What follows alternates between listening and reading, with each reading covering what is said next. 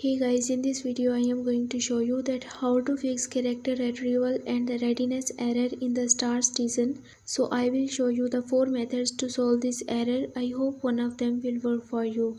In our first method, you just need to check your internet connection and try to change a different network connection if available. It is much better to restart the router of your internet connection by turning on the airplane mode for 2 to 3 minutes and again turn it off, restore your internet connection and restart your star citizen and your problem will be fixed.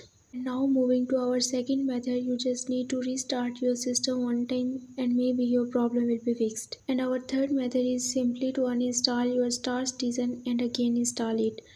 And our last and the final permanent solution is that you have to just wait for some time on the error screen and alt tapping the windows and then you will be back to your star citizen. So this is the final solution to wait for solving this error by itself on the error screen. So I hope this video will be helpful for you. For more information you can visit my website whose link I have shared in this video's description. So leave a like and a comment for this video and also subscribe my channel. Let me guide. Thanks for watching.